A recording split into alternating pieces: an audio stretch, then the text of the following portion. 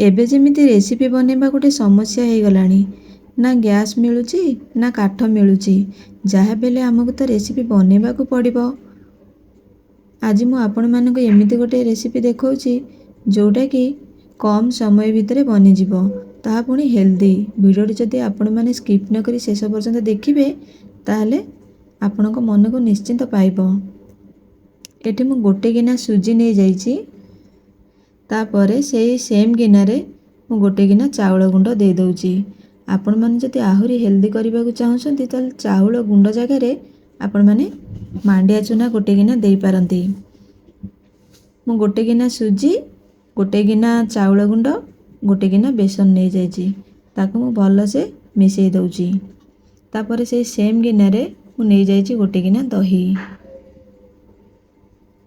जेहेतु हमर चाउल गुंड अच्छी सुजी अच्छी से सब फुलिबो, मु ताको पानी देइकरी ताको टे रेस्ट पाई छाड़ी दउची।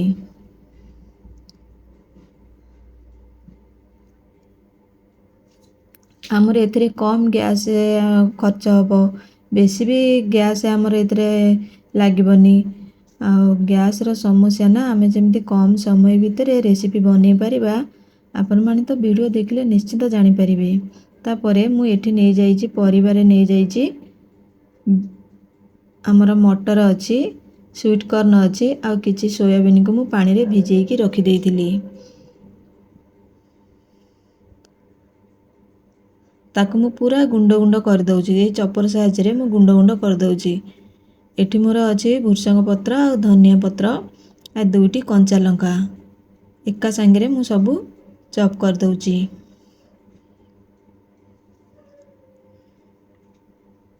एई भली जिनस आपण माने रखिथिबे जे जेमती कम समय भितर बिना झंझट रे आमको रेसिपी बनैबार सुविधा करिबो। ये बढ़िया जिनसटिए।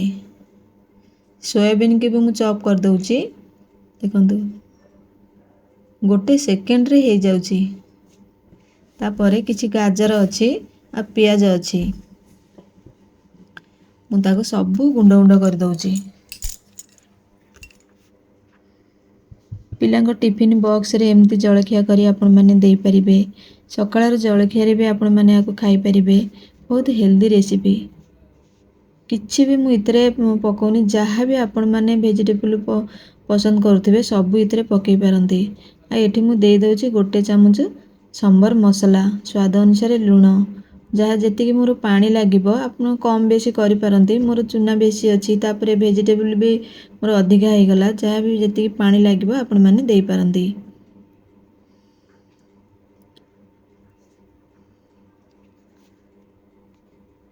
एठी मु दे दउची गोटे मु इनोटा दे देले हमर पिठाटा बहुत सॉफ्ट और जालीदार बनिबो, फुला फुला हेकरी आ खाइबा को मध्ये भलो। इनोटा हमर पेट पई खाइबा को भलो। इनो जगह रे आपण माने सोडा दे देबे, मो मतरे इनोटा भलो। टिके पानी दे मु आउ टिके ताको मिसई दउची। तापरे मु एठी गोटे पैन बसई देइची। पैन बे भितरे मोर ताती गलानी। गोटे चामच मु दे दउची तेल आ ताको सब आड़े मु लगे दउची। एते सुंदर एते टेस्टी लागिबो ए पिठा, आपण माने निहाती थारे बनै करी खाइले जानि परिबे।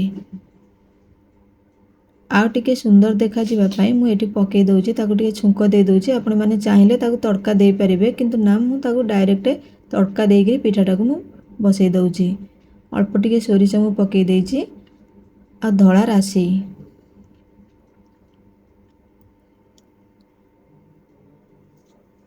आपण माने स्टफिंग भी देई करी करि परिबे, किंतु मु भाबिली एमिति कर देबे हमर कम गैस भी बेसी हमर सरीबनी। कम गैस रे आराम रे पिठाटा बढ़िया से ही जिवो आ खाइबा को एते टेस्टी, बेसी बिना झंझट रे एमिति टेस्टी टेस्टी हेल्दी जलखिया खाई करी आपण माने हेल्दी रहंतु।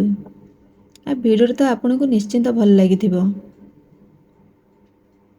वीडियो भल लगे लाइक करेंगे, नुआ थिले मो चैनल को सब्सक्राइब करेंगे, जमती आग को जो भी वीडियो आसीबो एमती हेल्दी हेल्दी रेसिपी आपण माने तार नोटिफिकेशन सहज रे पाई परिबे। देखंतु केते सुंदर देखा जाउची हमर पिठाटी।